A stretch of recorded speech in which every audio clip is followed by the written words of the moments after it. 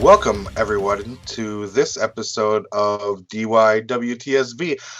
It's episode 91. I am not Mort because Mort decided after 91 episodes it was time to take a day off. And here we are. As We're always, on episode 92 there, buddy. Well, whatever. See? Like, that's why we need him here. I don't even know. I know. But he took off, like, after 91 episodes. I got that part right. You did. You did a good job. So, episode 92. And then, as always, I have Queen and Pops with me, but I'm Pops, so I don't have to say that. So, what's up, Queen? You know, just chilling. This is weird. I feel really lost. I feel like we're about to do a Queen and Pops episode, but we're really not. Right. Because, like, this is like Mort's show. Yeah. He runs everything. He says things, and now, like, we have to say things, and I don't feel comfortable. Yeah, like, he tells me to shut up. Who's going to tell me to shut up? I'll tell you to shut up. Oh, good. As long as somebody tells me to shut up, we're good. and you have to say, and I'll parrot Queenie. You have to say that. Because that's what Mort normally does after I talk. He goes, well, I'm going to parrot Queenie was saying this. Well, that's because we all think alike, which is I know. really scary. Well, not at all things, though. No. Not all things. No. So at least there's that. Yeah. Well, I mean, like, y'all are into gaming, and I have a PlayStation. Wow. That's so great. We don't, no. But that's okay. We'll take you in the club anyway. The OC, because it's the only club that matters. That's right. Except for Bullet Club, which is on my hat. Woo! So, I guess without, as you're one of the husbands on your list would say, without any further ado. Number one. I guess we can get into it. What are your highs of the week, Miss Queen? Well, if we're going to start with Monday Night Raw.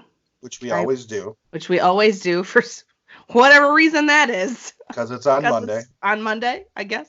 Chronologically speaking, right? That's a big SAT word. Well, we keep using SAT words every week, so I'm trying to throw some in there. But I have a doozy coming later. Hey, did I curse yet? Nope. Doing good. I don't think so. I don't think so either. We're like 5 minutes in. I'm doing good. No, we're not. But that's okay. Anywho, yeah, Monday Night Raw. A couple things I liked. First was Garza coming out. Now, I don't hate Humberto Carrillo. I just don't like the guy. And he's very plain. Doesn't really have a lot of personality. And what Garza was able to show within 3 minutes of him talking with Zelina is he had more personality than Humberto has in the past several weeks. Now, it's not to take anything away from the athleticism. I just think Garza is a better talker. And for being thrown into the situation due to Andrade's situation, I think that was awesome. I really like Garza. I like him a lot in NXT. So it was really fun. And I think he and Zelina can be great together. I also thought the match between him and Ray was enjoyable. Mm-hmm. The second thing that I really liked was Asuka versus Natalya. I actually thought that was a very good match. Very solid. Definitely not unfamiliar, right? It's nothing that we perhaps have seen in the past. Yes, I get that. But it was very strong. Power moves, submissions. They had great chemistry together. And then it sets up the rubber match for Asuka and Becky. Do we need it? No, not really. Will it be great? Probably. So I'm happy about that. And then I will give an honorable mention. Now, Pops, when we were talking Royal Rumble, you said, wouldn't it be great?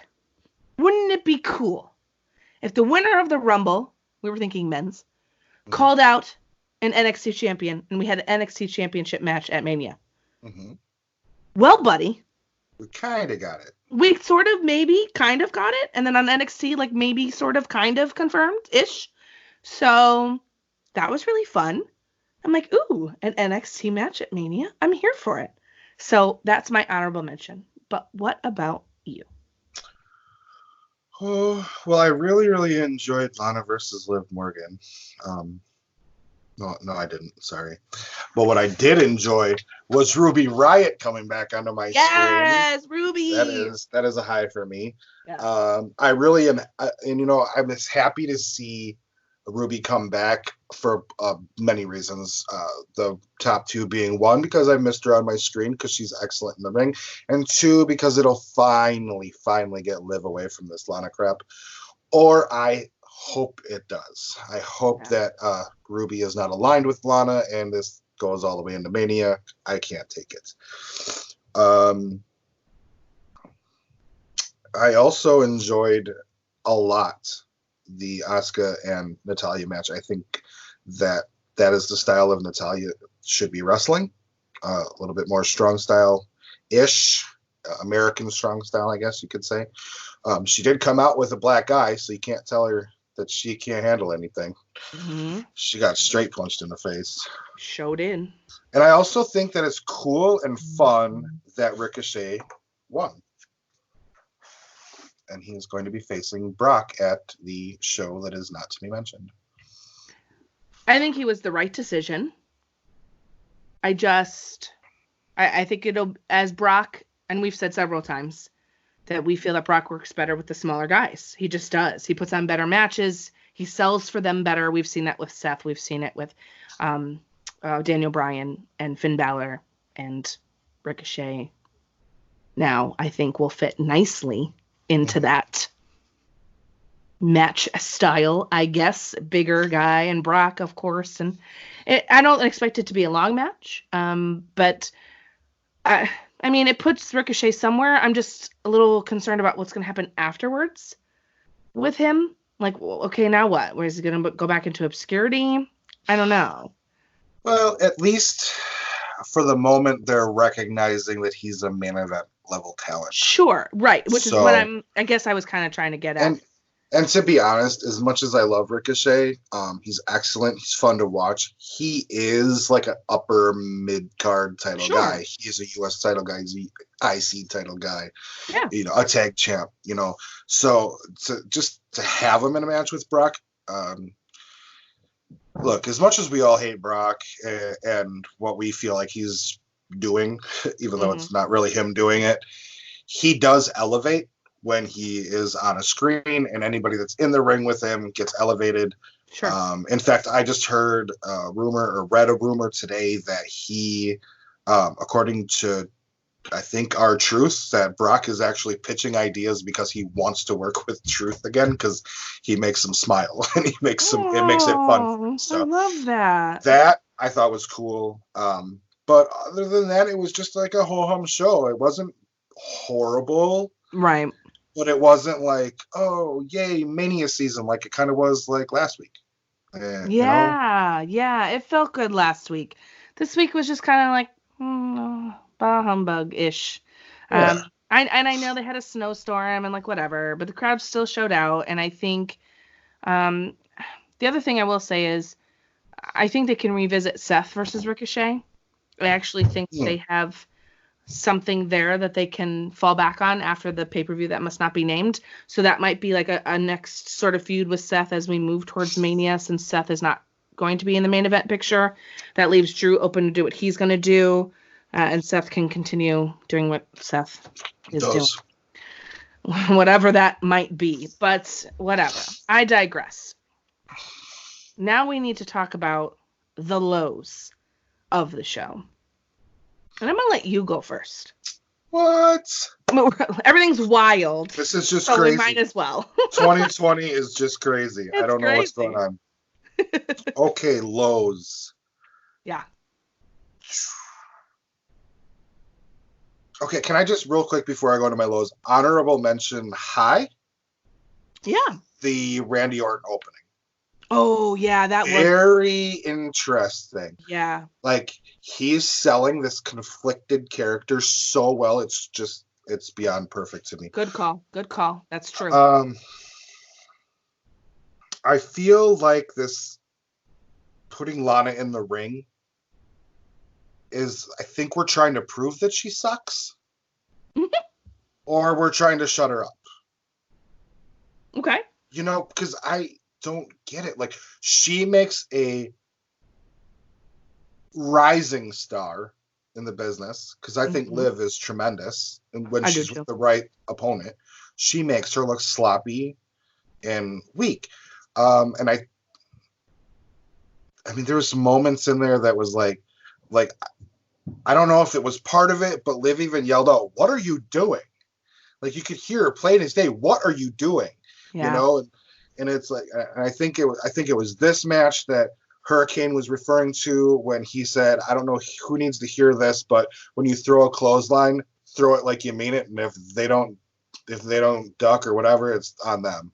You know, so that was a big low for me, because I think that Lana's role is best as a mouthpiece, right? Not this screaming, like insufferable screaming. Karma, your karma spelled Lana. What karma? Like, does she not understand what the word karma means, or do we not know what Liv did? Like, is there a layer of something that I don't want to know about that's going to come out? I'm just confused. Yeah.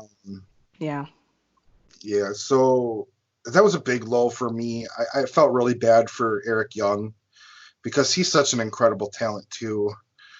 And they seem to only be able to put him in spots where he's just going to get squashed. And I did not enjoy the actual match between Humberto and Angel Garza. I guess the wordplay beforehand was better, but Angel versus Ray was excellent. Right. But I didn't understand, like, Angel calling himself the leader of the family. I think he got his, like... No, he was saying Humberto is the leader of the family, and and Garza, him, is the leader of the family. So Humberto should zip it. Okay, so I misunderstood then what he said. Yeah. I thought he called himself the leader. I'm like, I don't think that's what he meant to say. But yeah, I mean, other than that, like I said, the show wasn't bad. I really just don't care for this Lana situation. I think that, you know, like, when somebody complains to you so much, and like you're just like, fine, whatever, dude, just go do it. I think that's where they're at with Lana right now, because she's always in the back doing this. I want to do this, I want to do that, and they're finally like, whatever, dude, just go, just shut up. But they can choose not to do that, though. Right, I understand that, and that's where I'm confused. I'm conflicted, because they have to know that putting this out in the open was not a good way to set off the show when you got, you know, so much else that you Yes. So, without nitpicking, I guess those were my lows. Yeah, and I'll parrot you.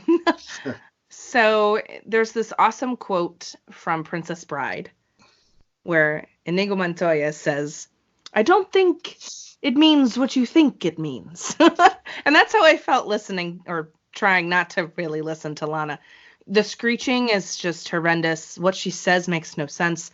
And I think the reason it doesn't make sense, on top of the fact that we just don't like the storyline, the real problem is Liv came out on that episode of Monday Night Raw to ruin the wedding, and she said that she was in love with Lana, right? And Lana betrayed her or whatever. But that's all that we know. Like, what else do we actually know about why she's mad? She's mad because she's marrying Bobby Lashley? Well, what happened? How long were you together for? What does she do to you? Why are you this pissed off? Because it really wasn't that long of a time period. You see what I'm saying? So a couple months that you guys are together, what happened? If you're going to go with the storyline, then you should expand on the storyline. Right. And I don't want you to double down on trash either. Don't get me wrong. They're already doing it, and I don't like that. But I think it would be better for clarification purposes, because what Lana sounds like absolutely, completely bat crazy. And I don't understand how it's supposed to fit. I don't understand the narrative here. So it just makes it even worse. And I should probably correct a statement by saying that Lana doesn't know what karma is, because I totally put that wedding thing out of my head. So I guess that's, you ruined my wedding, karma. But is it? Type thing. But is it? We don't really know. So, like, you're not wrong. It could be that, because you tried to ruin her wedding. But she wasn't the only one that trying to ruin the wedding. Bobby Lashley's quote-unquote ex-wife, Lana's first husband, Rusev come out of a cake. Yeah, millions of people watching at home. Millions of people watching at home hated every minute. I was there. I hated every minute. This is just the thing about Monday Night Raw. That every time it comes on, I just cannot handle it. I wish that they would truly listen and just stop. There are things in life that we do, and our personal lives, our professional lives, that we try, and it's not going to work, honey. And you just got to throw that out, start over with a blank sheet of paper. And I feel like, seeing Ruby return, and she looks great, and her hair's green, and she looks cool, and she attacks Liv, like, okay, let's roll with this. So what did Liv do wrong here? Right? So let's not only that, find that out. But how is Sarah going to react? Right. How is Sarah going to react now? So are they going to have an interesting thing with them? More. There's a lot that they can do. And there's where I think that they should go with the storyline. To go back to our little DYWTSB roots for a second, that's how I would book it. Mm-hmm. I would explore that, they got separated, right, by the shakeup, the Riot Squad, and then they broke them apart. But is that really why they're broken apart? What's their tension? Ruby was out injured for how long? So there's things that they can do here that I think would be more interesting. Additionally, I just can't stand Mojo Rawley. I can't stomach it. I hate it so much. And it just was like so annoying to watch. So like we said, not a terrible Raw, but not a great one. And I was hoping for a really good one after what we got last week. So it was just overall kind of like, disappointing. Yeah. Well, I will say, as far as that Mojo thing, I didn't mind the sexy Scotsman saying he was going to beat him 3 seconds after the bell rang and then Claymore his head off. I didn't mind that, but I just don't like Mojo Rawley. I just don't like it. I just don't like him. And the real thing, now I can't remember this, and I didn't go back and rewatch it before we recorded. Isn't he the 24/7 champion? Yeah, but the title wasn't on the line. Yeah, isn't the title always on the line? This is what I can't. Inconsistencies, because they always announce, like, right, with Truth, the belt is not on the line right now in this match, right? They always made that a thing. Mm-hmm. I don't know. Another thing that's just inconsistency, no continuity. I just SAT word all day. That's it. That's all I got for you. Well, on to AEW then. Wednesday night brought us AEW Dynamite live from wherever they were. I don't remember. I didn't write it down. Let's see. Okay, so we do highs and lows here. Yeah. Let's break this down. I have notes match by match.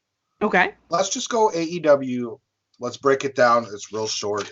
All right. I don't think it's that long. Start it. Go. So, what are your thoughts on this Mox versus Ortiz match? Two maniacs. Super fun. I like how they play off each other because they're both in their own lane of crazy, right?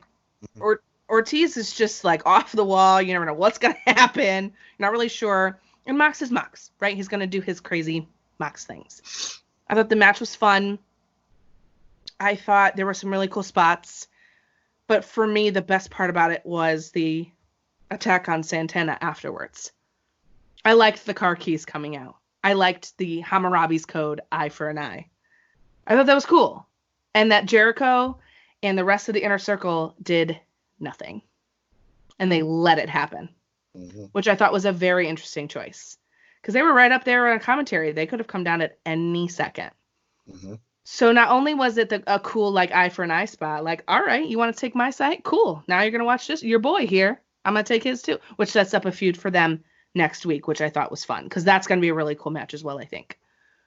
But I really enjoyed the slight interesting twist of, oh, well, okay, well, let's go get him now. And then Mox is well on his way. So I thought that was fun and very interesting. Yeah, I thought the match itself was good. Mm-hmm. I mean, like you said, you got two maniacs in the ring. That's going to be a crazy fest. I also thought it was odd that the Inner Circle watched it happen. I don't know where Ortiz was. He was on the floor. Mm-hmm. Okay.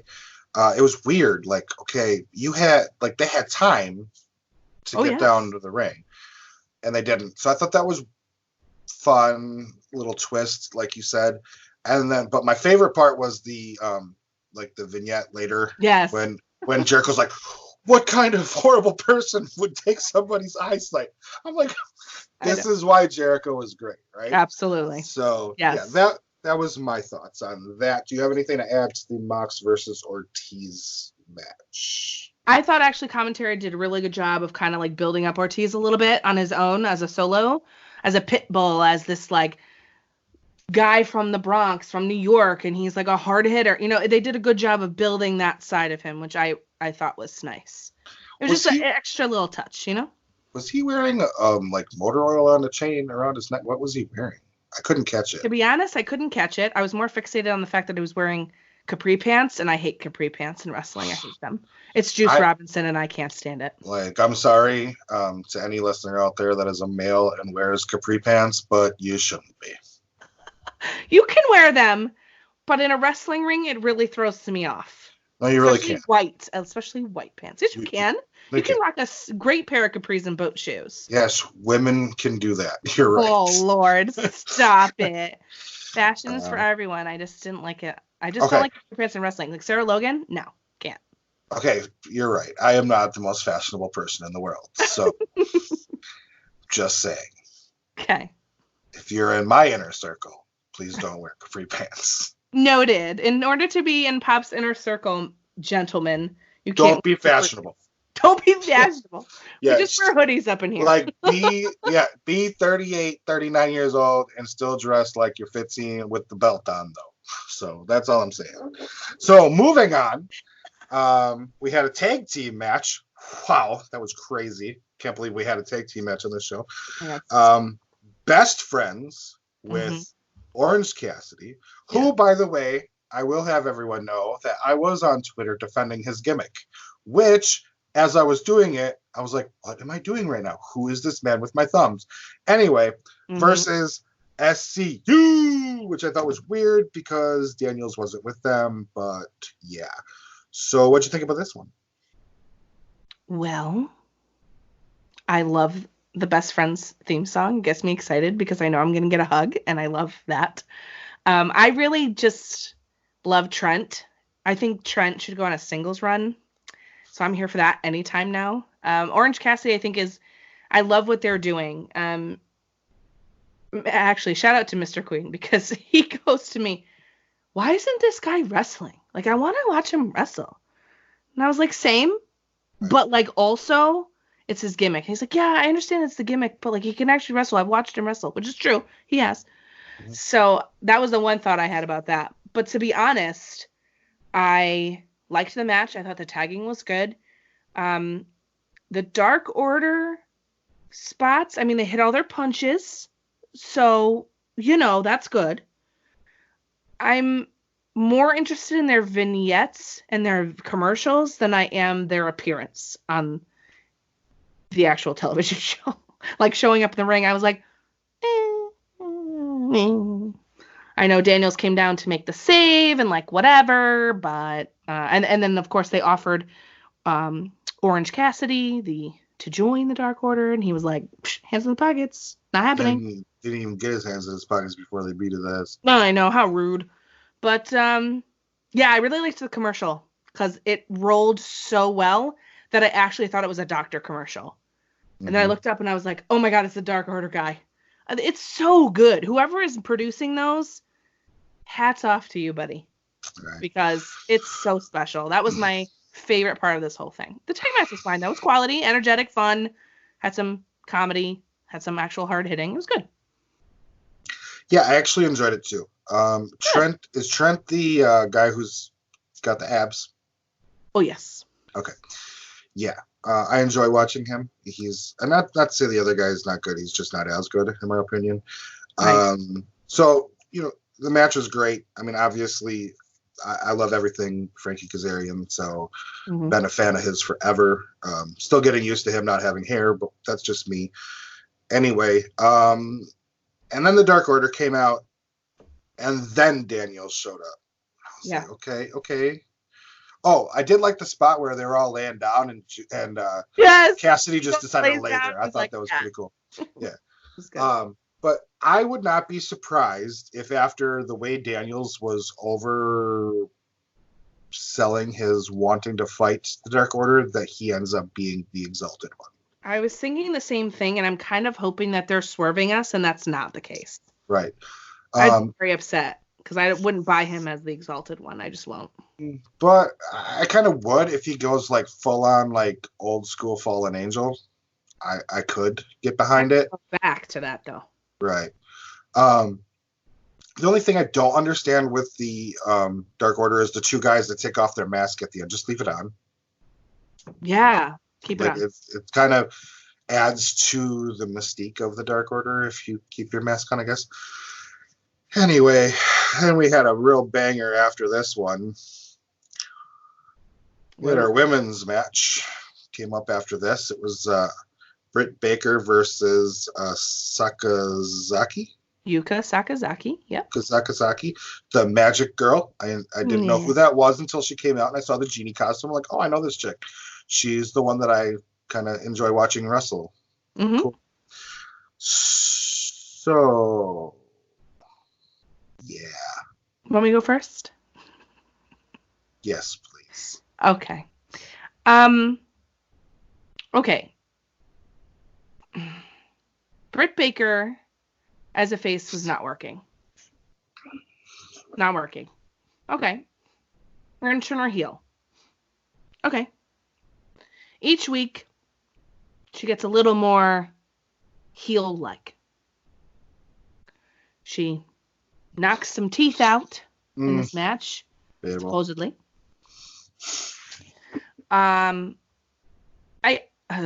boos were good. Obviously, the crowd hates her, which is what they were going for.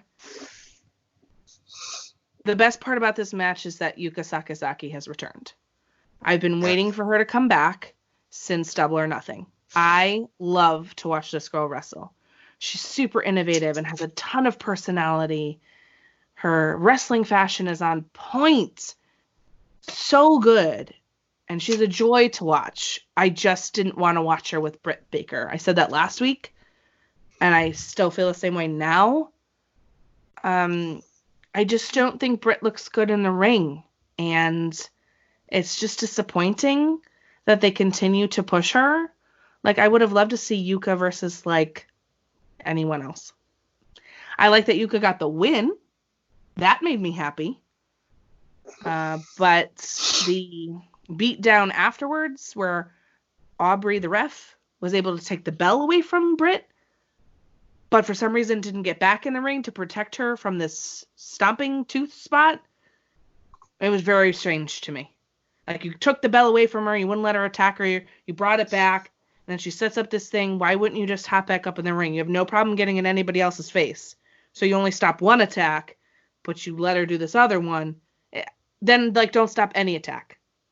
It's like, I don't understand it. So, like, that threw me off. Sorry, this is really sad and negative. But I just didn't like it. I guess that's what I can say. What do you think? I don't even want to talk about the match. Okay. I want to talk about the... Look.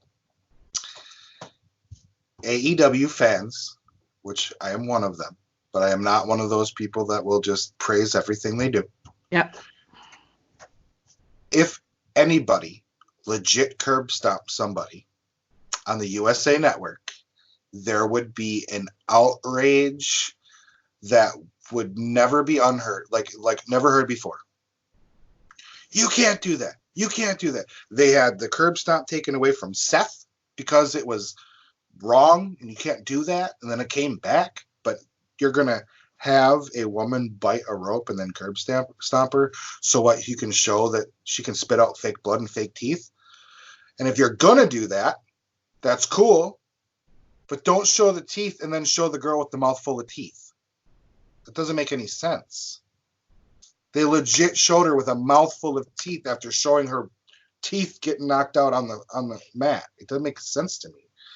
But I don't think that there was any there shouldn't be a place in any company for something like that. It's a curb stomp. I mean, that's a legit thing that people used to do. The Nazis used to do that. Mm-hmm. They'd have you bite the curb. I mean, that's like a legit thing, and I just don't think there's any place for it.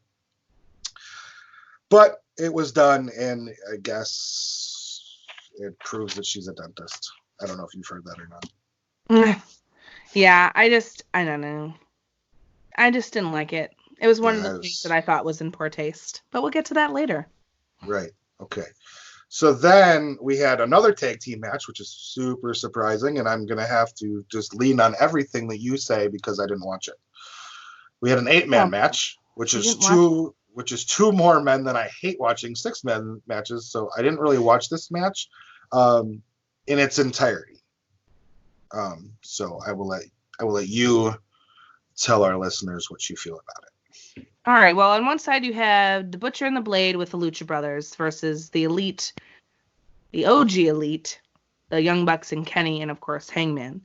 So, as of right now, the best, well thought out, long-term storyline is the story of Hangman Page. Agreed. This is the best part of this episode and of recent episodes for me, is the way that they turn this around. I was very down on Hangman after the title match at All Out. I didn't like the direction they had him going in. I was like, no, I just can't with this guy. And then he just slightly turned his character. He became a little bit of a jerk. He's playing up the cowboy stuff. He's got a drink in his hand. He's jerk funny. Like, he's kind of a jerk, right? But he's, like, kind of endearing at the same time. So, like, that's a draw. And the people got behind that. I got behind that. I like that Hangman is this new thing. And I like that he's pushing back against the Young Bucks. I like that he's taunting them. I think that that's great. In terms of storylines, this is the one that's the most well built with longevity. He came out before them in this match. Their music hit. He walked out by himself and took himself to the ring while the other three posed together. Right? The dissension is clear. The action was fast and furious. There was a lot of chaos. There was a lot of awesome movesets. Rey Fenix is one of the best wrestlers going right now. He is unbelievably talented. He's another one I'd like on a singles run. Just super good. And I actually thought that they worked so well together with the Butcher and the Blade.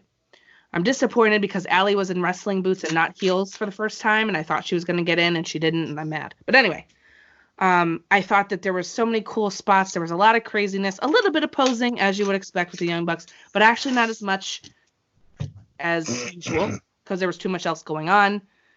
I really, really liked it.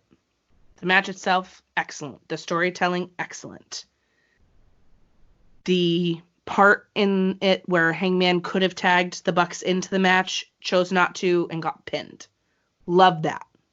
Set up a really cool spot afterwards, backstage. They call him out for drinking. They call him out for all these things, and he comes up with a pitcher, and he's like, okay, whatever. You know. I mean, they took us half a cup of beer. Like, in Wisconsin, you get your butt beat for that. That's right. We don't do those things. So then he comes up with this pitch. It was great. Yeah. So, like, that stuff, awesome, all day awesome. The thing that I do not like or don't understand, and it's not that I don't love Kenny, and it's not that I don't love Pac. I just don't understand why he's the tag team champion with Hangman right now, and they have this awesome storyline going with the Bucks, leading to ultimately the match between the four of them. I think it's going to be cool and great and fun. And it's going to really cement the dissension in the ranks of the Elite. But we also have this Pac thing going on right now. And Pac is taunting Kenny so that he's going to get his rubber match with Kenny.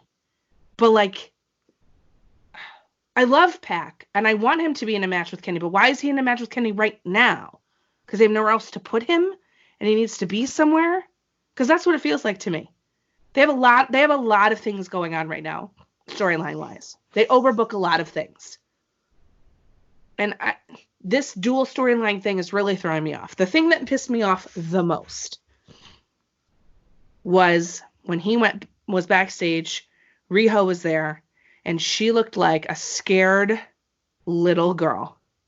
And I'm like, first of all, you're the women's champion. Holding the title. Looking afraid of this man. Now listen, Pac is an intimidating dude. I get that. I'd be scared too. Here's the problem with that. Riho has been in the ring and faced Minoru Suzuki, the murder grandpa. You can do anything. You should be afraid of no one. Even if you're a little like, whoa, like, okay, this is going to be heated and I may lose here. He's stronger than me. But you're the face of the women's division such that it is. You can't be looking like that on national television and having Kenny save you, quote unquote. Yeah. No, it's okay. You can have your match. What? You let Michael Nakazawa get beat down, right. Kenny. Right. But now you're going to come and save Riho? Riho doesn't need no man, honey. She can save herself. Or is that Rio's man? Well, I mean, you never know. Anyway. So here's that would explain some things. It would explain a lot of things. But anyway, that's side point, right? My main point is that Pac was like, you think I touch a girl? And I'm like, oh, here we go. Do you want an agenda wrestling or do you not? Okay, so now we got that BS out there. Fine. But I'm not a beast, but she is. And then Nyla Rose comes out of nowhere to beat up Riho, put her through a table that didn't go through. Right. So, ow. And talk to a camera instead of talking to Riho. Right. On the table. That threw me off. That pissed me off the most. I was like, what is going on? It was like, Nyla girl, she's right there. Turn around. Right. Talk over her corpse. Like, what is wrong with you? Yes. Bad direction. I can't. So there was a lot of things that I was just like, come on, like, stop it. And like, and then the side point of Riho and Kenny, if that's what it is, great. Let's go with that. That's great. Explains a lot. I'm here for that. Good for you. Stop. I'm saying. That's not nice. Well, anywho, let's go back to what you said about the Pac and Kenny Omega sideline story. Yeah. What if they're using that? Let's say next week Kenny gets beat up and gets hurt, quote unquote hurt. Okay. Right. So then, in a couple of weeks, that sets up, I think, at Double or Nothing Revolution in May. Well, May is Double or Nothing, yes. Revolution. Okay, so they're not going to hold the titles that long. So let's say to the Revolution, they face the Bucks for the titles, which is probably not going to happen because according to what I heard, next week they're having a tag team battle royal to come up with number one contenders, which I will talk about later. That's a different point. Anyway, I'm trying to figure out how they can work that into more furthering the dissension between Hangman and Kenny. Sure. Like, can they use him getting beat and hurt as a reason to pull Paige even further from him and say, hey, this is why we lost the titles, if in fact they lose the titles? Oh, see, okay, then that would be good. It's a tie-in. Then it wouldn't be as annoying to me. Because the one thing I will say about the AEW brand is they do have continuity management in place, and they're very good at even bringing things from you wouldn't expect, that maybe happened at All In. Sure. They're like, oh, if you were paying attention, or there's this girl on Twitter.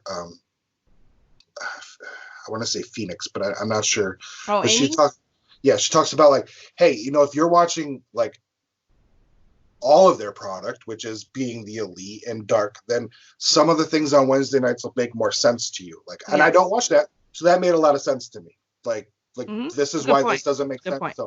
So I appreciated that from her, and it helped. But they do very, very well at continuity. Right. where they lack in other places, they excel in that. So, I agree. Yeah. Yep. So I'm going to have to, because of how you described it, go back and watch that match in its entirety. I think you'll like it. I know you don't really like more than 6 minute tags. It's a lot of stuff going on, but it was really fun. So then we move on into what I am going to call the real main event of the evening. Kip Sabian versus Joey Janela. You're calling this the real main event of the evening. Okay. Well, I mean, makes sense. Main event, the last match, wrestling match. Okay, got what you're coming from. But I cannot. Oh man, when you introduced me to Joey Janela on the Queen and Pops Experience, he was in his element. Yeah. On the indie scene, doing his thing, calling his shots. I'm having a hard time connecting with this Joey Janela. Okay. I want to see him frickin' staple gunning people in the frickin' head and nuts. Like, I want him doing crazy things. Like, but the man can wrestle, and this was an entertaining match. I'm not going to take it off and just, like, coming from it'd be like me watching Jimmy Lloyd wrestle a frickin' technical match on WWE TV. I'd be like, that's not Jimmy effing Lloyd. What are you talking about? Get him off my screen. You know what I mean? It's just not the same for me. I understand. And where is Jimmy Havoc? He's been in MLW for a little while, and he was on he'll be on next week's Dark, put it that way. He was at this show that we watched Wednesday nights, their Dark matches, so we'll see it next Tuesday. Right. But, he's been at MLW. He's been a lot of other places. I don't know, man. I'm not sure what's going on with that. I'm not sure. Because how did we go from Janela, Havoc, and Darby in that Cracker Barrel nonsense craziness with skateboard? It's like, that was what I want to see. That's their lane. Havoc and Janela. Darby can fit in there completely, right? Mm-hmm. Darby could do a lot of things. Darby's more of a chameleon, I think, than the other two. They're a little more in their lane. But Joey showed, I think, in this match, he is a wrestler. And that's what he said. He did say that about coming to AEW. He wants to show that he can wrestle, that he can actually do a wrestling match without crazy gimmicks or without staple gunning people or without, hitting someone with the door, that he can do these things. And he definitely can. Oh, 100%. Right? Mm-hmm. He definitely can. But I understand that. Coming from watching Joey on the Indies and watching his rise in GCW and just absolutely killing it, it is different. It's not a bad different. It's just different. Right. Now, I will say he is making a return to GCW multiple times in the next couple of months. So you might be able to get your fix of Joey that way. What I will say about this match is I want to like Kip Sabian because he loves Harry Potter. And he's got a face that is just, can sell whatever you'd like. He's got that going for him. But that, unfortunately, for me, is about it. And I'm sad about that. Because I would like him to be much better. Dang. I like crapping him. On him. I know I'm not. I like him. I just don't like him as much as I think that I should. But very nicely, you said he's a very nice looking man, but then the bell rings. It's not as exciting as I wish it would be. Yes. Right. I get it. I would like it to be more than it is. Do you think that's the opponents? I mean, literally, we've seen him against Cody, and then we've seen against Joey. He fought Kenny, so that was one of the better ones that he's done. Okay. I mean, could you imagine, like, what kind of a match he'd have with, like, a Darby Allin?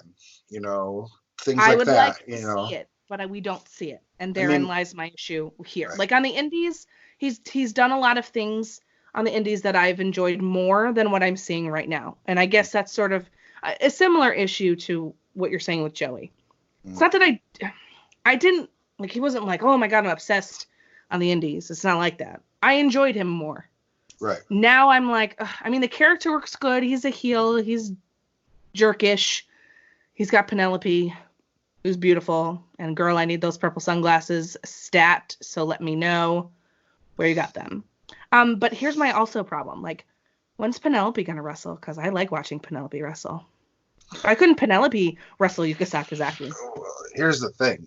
Until they fix this debacle that they call a women's division, I don't think they should add any more women to it. They're not, but she's in it. She's part of the division, so she can fight with Britt Baker. Well, come on now. True that. But hey, they went, no pun intended, all in on Britt Baker. Yeah, they did, and they are doubling, tripling down on that. Yeah, because they're gonna get their investment one way or another. I thought it was crazy that she took the loss, but I think it made sense. Sure, it made sense for the story that they're trying to tell you, for sure.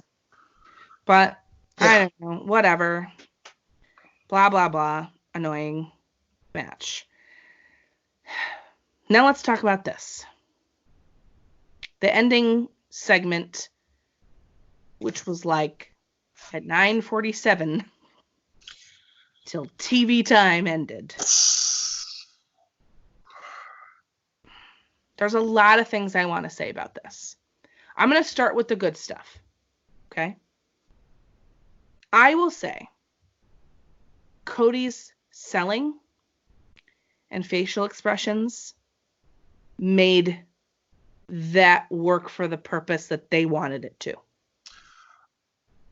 I want to add that I don't think he was quote unquote wrestling selling. No, he was really selling. Yeah, but what I mean by this is that he was selling it in terms of like not holding back his emotion. That's what I really mean. Yep. It's not like he's like faking anything. I don't mean it like selling like that. So it's a good way to explain it.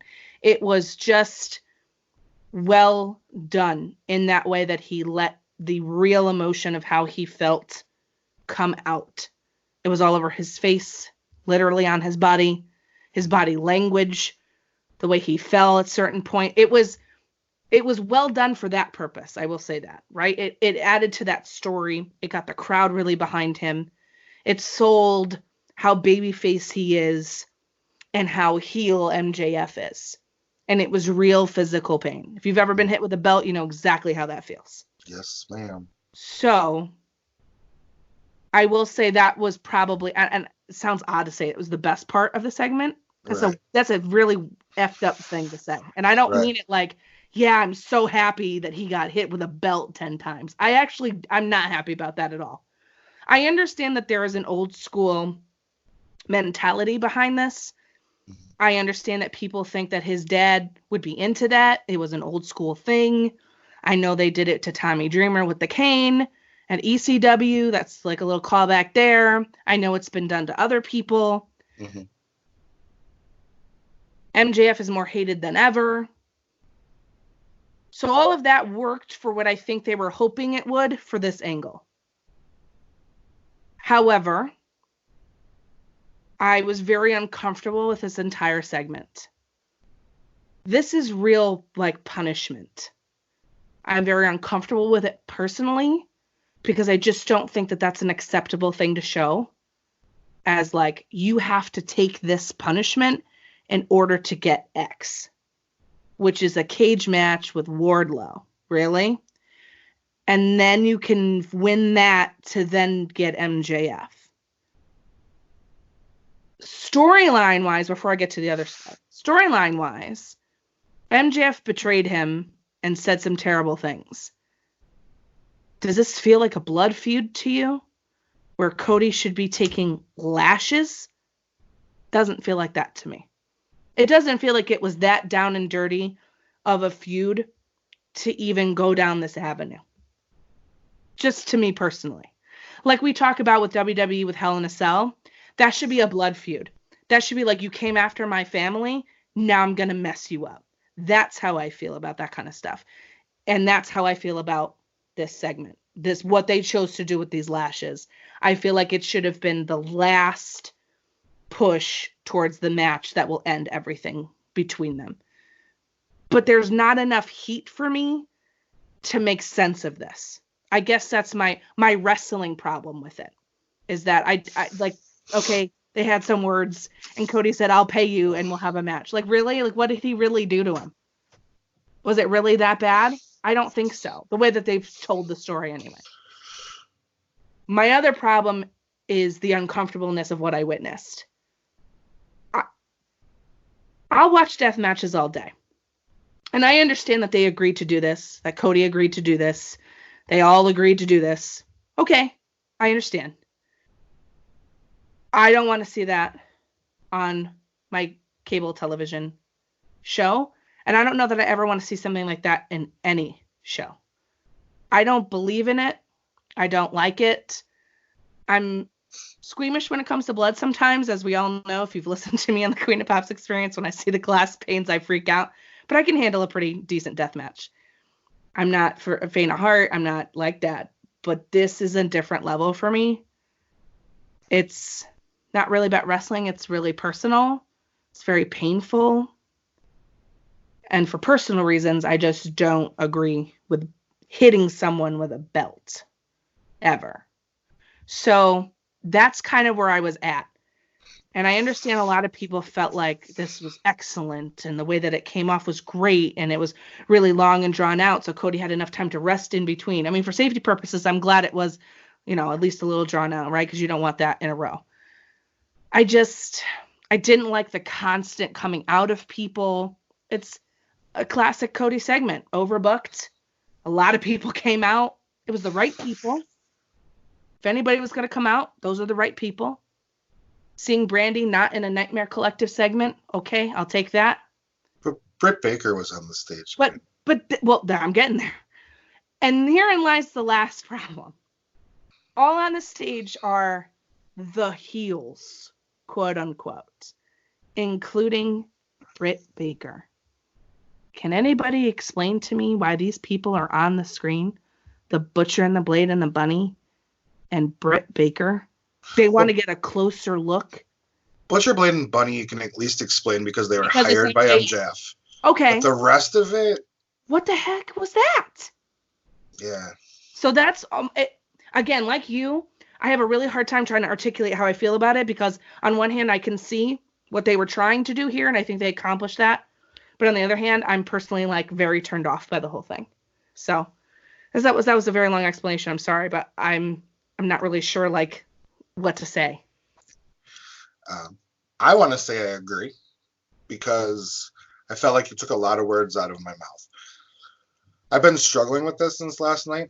I was going to tweet about it. I had it all written, and then I was like, no, you know what? I really need to think because sometimes, people just tweet stuff and they don't think, and sure. You can delete it, fine, but it's already out there. It's somebody saw it somewhere. Mm-hmm.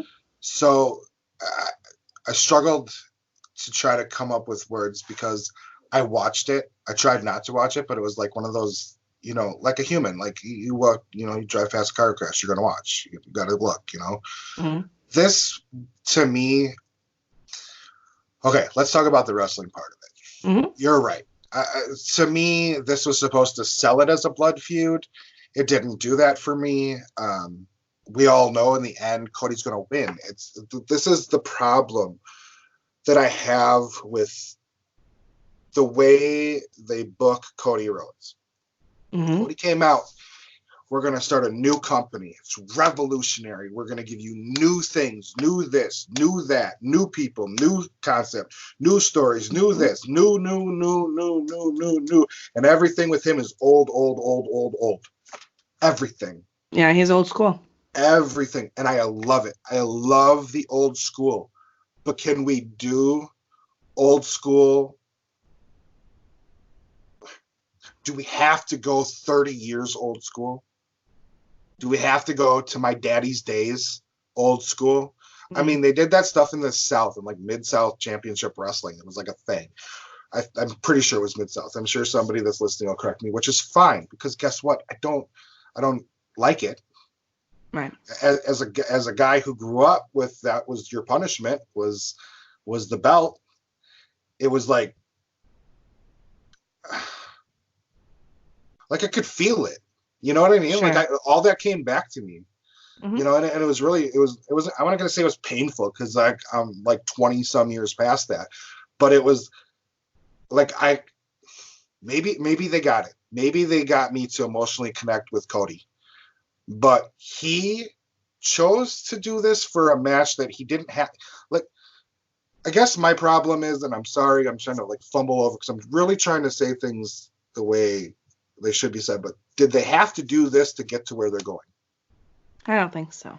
I think they could have done worse without this to get to where they're at and still have it be tasteful.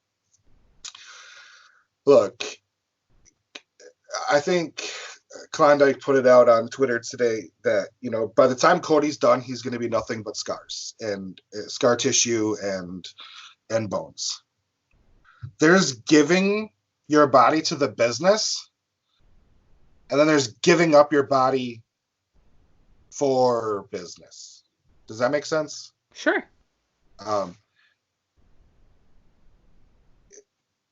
Yeah, I don't know. I guess to me it was man. We used to worry about kids power bombing and body slamming each other. Now do we have to worry about kids like, hey, you stole my lunch, let me give you 10 lashes and we'll be good? Because that's what Cody took. You know what I mean? Like, I know that I shouldn't think like that because, look, and I'm the first one to tell everybody listening and that will hear me say it, wrestling isn't the high moral standard. Right. Okay? Right. Like, I understand, like, I'm not going to, the show that need not be named, okay? People have personal reasons why they don't like it. That's cool. But then we have to look at the rest of it. Like, why are we holding wrestling to a high moral standard? I mean, they're an entertainment company. You know what I mean? Like, so, but I guess that's the odd thing about wrestling. It just is. Nobody can explain why. Maybe because it's entertainment that is more real than people that watch like a CGI movie. Maybe that's the reason. Sure. But yeah, I don't know. I just think we could have done without it. I don't think we needed it. I think they could have. I think the stipulations thing is fine. I think that MJF and Wardlow or whomever could have picked a different way to quote unquote humiliate Cody in order to get there, because all he has to do now is a cage match with Wardlow, and he doesn't even have to win. And like, what does that? It doesn't even make a sense to me. So like now that's the next step. Like what? I just wish that they did not do this. And I know, like you said earlier, there's a lot of people who are very, very positive about AEW and about things that I just don't think that they should be. And I wish they would be more real instead of just glossing over things. Like if you really truly enjoyed it, that's cool. We all have different opinions. That's not what I'm saying. I just think that there are people who aren't willing to be honest about what needs to be said sometimes. Right. And that floats your boat, then that's cool for you. It just didn't do anything for me. I'm not trying to push my opinion on anybody. I'm not trying to say that, people who are positive about it can't be positive about it. That's not what I mean. It's just a lot of things like going after people who said they didn't like it. Like it happened to me last night. I just said I wasn't comfortable, and people like came hard. Right. And I was like, see, here's my problem. Like, but you can say that you liked it, but if I say I don't, then I'm wrong. But I didn't come after you for saying that you enjoyed it, And it's that culture of conversation that, like, you're right. I want to be careful in the way that I say things because I want to be honest and truthful with how I feel. But I also I'm just not here for that. Like, I'm not here for negativity. I'm not here for that. I'm just trying to be honest and say, look, this is my perspective about what I saw. I just am not comfortable with it. That's it. That's all I'm trying to say. Right. Well, as we know, the wrestling community isn't always the nicest. Yeah. But hey, we all have our opinions. We respect everybody's opinions. At least right. Here on this show, we do. We sure do. We respect everybody's right to have their own opinion, and we don't tell you that you're wrong for your opinion. We try to understand it. Plenty of times, if you listen to the archives, I've had to ask Queen, okay, Queen, explain it to me so that I can understand it the way you do, and maybe I can see it a different way. That's, I guess that's where I like to take the wrestling community to. I think that's what we're trying to do here. But with that being said, let's try to end this the way we normally do. Why don't you give me your closing thoughts? So my closing thoughts is Dream came back. The Velveteen Dream returned to NXT. I was so excited to see him. And I thought the segment with Bianca Belair, Rhea, and Charlotte was so, so good. Bianca Belair's acting and just the way that she handled herself that entire time was so good. It was worth watching it because of how awesome it turned out to be. I'm very happy with that. I think NXT is going to be really cool. And I want to congratulate Mr. Thatcher and Killer Cross, who have both joined the NXT family, one in the UK and one here in the United States. It's really cool. I'm excited for Killer Cross. I'm excited that the Killer Smoke Show will be together on NXT. I'm excited to see what they're going to allow him to do. I would like to see how he's going to present himself when he makes his debut. I'm excited for the feuds that are possible. So, yeah, that's my closing thought. What about you? Well, that was a very positive closing thought. My closing thoughts are this. Over the next week, I'm going to try to figure out what everyone sees in Rhea Ripley that I'm missing. I haven't watched enough of her, so I'm assuming that's what it is.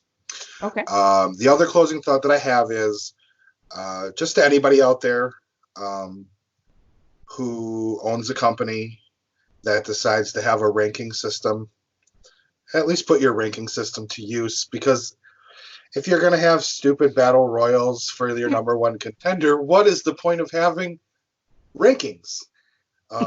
If Chris Statlander is your number one contender one week and loses, how is someone who hasn't been on TV for 3 months the new number one contender?